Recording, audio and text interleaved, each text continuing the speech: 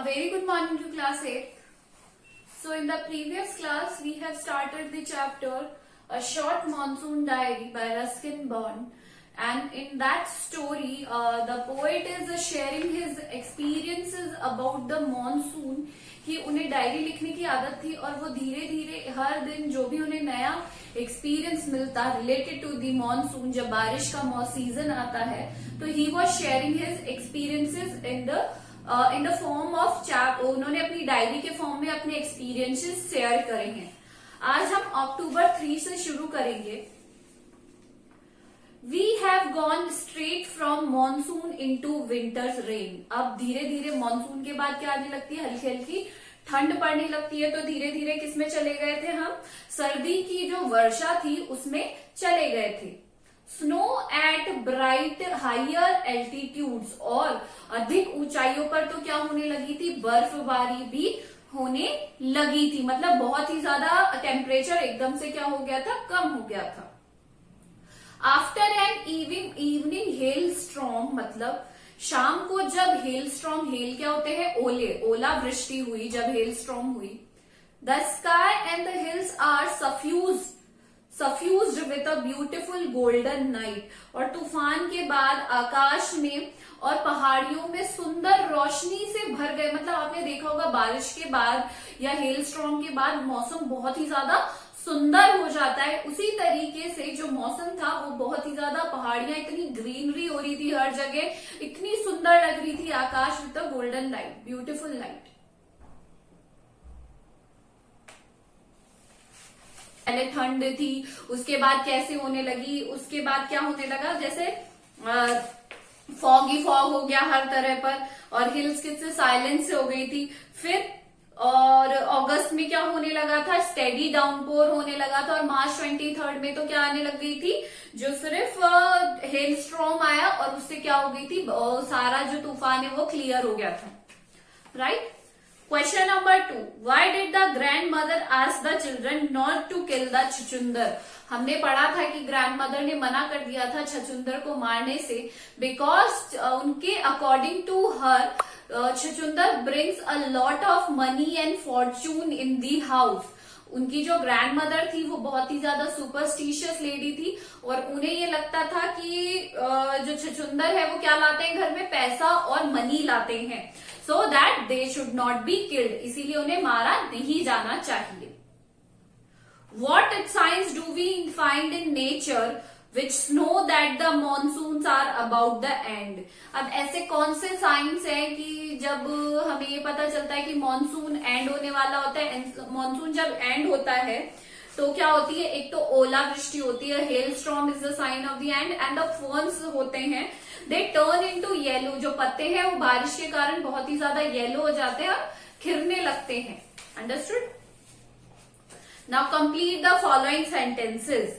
आपको यहाँ पर कितने 6 सेंटेंसेस दिए हैं, आपको पीछे से जाकर जहां भी ये लाइन है उसके आगे इस सेंटेंस को क्या करना है, you have to complete that also. जैसे Bijju is seen that his voice is heard because the dense mist make everything invisible. Bijju, इस तरीके से आपको पूरी लाइन को क्या करना है, सारी लाइन्स को you have to complete all the lines. Now question number 5. Although tin roofs are given to springing unaccountable leaks, there is a feeling of being untouched by and yet in touch with the rain. अब यहाँ पर ये कहा गया है कि बहुत सारे छेद हो जाते हैं, बारिश में क्रैक्स हो जाते हैं, बट कुछ एरियाज फिर भी अनटच्ड रहते हैं। अब यहाँ पर हमें कुछ क्वेश्चंस दिए हैं जिनके हमें क्या करने हैं, आंसर दिखने हैं। Why has the writer used the word springing? Springing का मतलब होता है सडनली हैपन होना, इसीलिए उन्होंने क्या यूज किया है, यहाँ पे स्प्रिंगिंग का यूज किया है। How is the writer untouched by the rain? Untouch कैसे था, because he was sitting in his room and protects himself from the rain. ठीक है। नेक्स्ट है because how is the writer touch with the rain at the same times, और वो उसने कैसे touch किया, वो क्योंकि वो बार बार बाहर से ही was hearing the pattering sound on the tin roof, तो इसलिए इसके कारण वो टच में भी थे। Question number 6, mention a few things that can happen when there is a endless rain for days together. अब आपको यहाँ पर ये बताना है कि बहुत दिनों तक जब रेन रहती है, ये आपको खुद को करना है ये क्वेश्चन। मैं आपको कुछ आइडियाज दे देती हूँ कि बहुत दिन तक जब रेन रहती है तो क्या होता है। रेन रहती है तो फ्लड आ जाता है, बेसिकली मॉसेज हर जगह, काइयां जम जाती है। कंटिन्यूअस रेन के कारण लोगों के पास घर छिन जाते हैं, स्कैरसिटी ऑफ फूड हो जाती है। So these are all the reasons for this. You have to write this, do this question by yourself. What is the significance? क्या significance of cobra lily in relation to the monsoon season?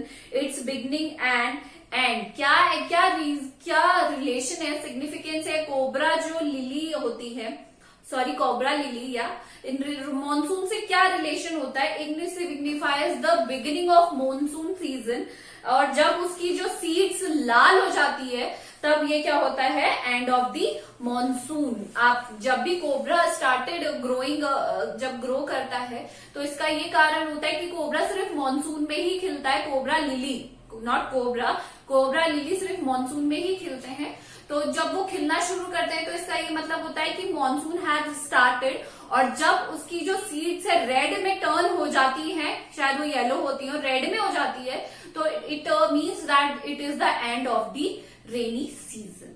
Understood? So do the question answers in your reader copy and complete your work on time. This is all for today. Thank you.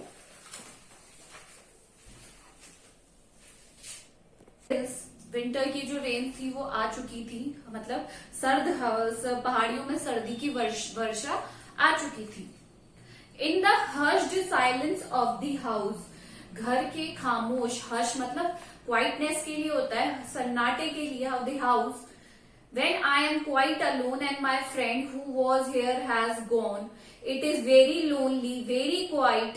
मतलब मैं और मेरा दोस्त जो यहाँ रहते थे वो यहाँ से क्या था? जा चुका था, वो यहाँ से चला गया था। बहुत ही ज्यादा क्या हो गया था? लोनली हो गया था, एकांत हो गया था। वेरी क्वाइट, बिल्कुल शांति हो गई थी। As I sit in a liquid silence, एक स्पष्ट रूप में बहुत ही सन्नाटा था, बिल्कुल आवाजें नहीं आ रही थी कहीं से भी। अ साइलेंट विद इन, और मैं भी खुद भी शांति से बैठा था, शांति से। Surrounded by the rhythm of the rain, और जो रेन का एकदम जो रिदम से बारिश की जो आवाजें आ रही थी उससे मैं क्या हो रहा था? बहुत ही ज्यादा एडमायर हो रहा था, मैं उसे बहुत ही ज्यादा प्रेज कर रहा था। The steady drift of water on leaves, जो ड्रिफ्ट गिर रहा था पानी लीव्स के ऊपर, कॉन्स्टेंट और स्लो, धीरे धीरे बारिश की धीरे धीरे जो लीव्स पर आवाज आ रही थी। ऑन लेमन्स के ऊपर, नींबू के ऊपर। On roof, drumming on drench dahlias, drumming मतलब डम डम, जो फॉलिंग नॉइजली जो आवाज आती है पेड़ पौधे। बेसिकली यहाँ पे क्या कहा गया है कि पेड़ पौधों के ऊपर जो आवाजें आ रही थी धम धम गिरने की, वो बहुत ही ज्यादा उन्हें क्या कर रही थी? अपनी तरफ अट्रैक्ट कर रही थी। And window panes while the mist hold the house in a dark cares, और जब बहुत ही ज्यादा वहां पर क्या होने लगी? एक टच, जो लविंग टच होता है डहलिया पर या कोहरे पर, जितना भी उसका जो बारिश का एक टच है वो बहुत ही भीना भीना उन्हें अट्रैक्ट कर रहा था। As I pause near a window the rain stops, जैसे ही मैं खिड़की के पास रुकता हूं तो बारिश क्या हो जाती है? रुक जाती है। एंड स्टार्ट्स अगेन, फिर रुक जाती है, ठहर जाती है थोड़ी देर के लिए, और फिर वापस से बारिश आनी शुरू हो जाती है। And the trees no longer green but grey, और trees no longer green but grey हो गए थे क्योंकि उनपे बर्फ जम हल्की सिलेटी रंग के हो गए थे। मिनेस मतलब मुझे डरा रहे थे वो बहुत ही ज्यादा। एंड विद देयर लोनलीनेस मतलब मुझे उनके अकेलेपन से या अपने अकेलेपन से वह मुझे क्या कर रहे थे? डरा रहे थे, because he was all alone at that time. Now March 23rd, late March, end of winter. मार्च में एंड हो जाता है विंटर्स का, समर्स आने वाले होते हैं। The blackest cloud I have ever seen, जो सबसे जो काला मैंने अपने सर के ऊपर मतलब बादलों में मंडराते हुए देखा, काला बादल। I have even squatted over Mussoorie, मतलब गैदर ओवर जो मसूरी के बादल, उनमें क्या हो गए थे? काला बादल आ चुका था। And then it hailed marbles for half an hour, और वो क्या हुआ, यहाँ पर आधे घंटे तक क्या करता रहा, हेल करता रहा। हेल मतलब होता है ओलावृष्टि, एक ही बात होता है, उससे क्या हो रही थी, ओलावृष्टि हो रही थी। Nothing like a hail storm to clear the sky.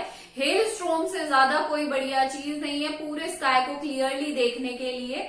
Even as I write I see a rainbow forming, और लिखते समय मैंने उस टाइम पे भी क्या देखा, एक इंद्रधनुष देखा।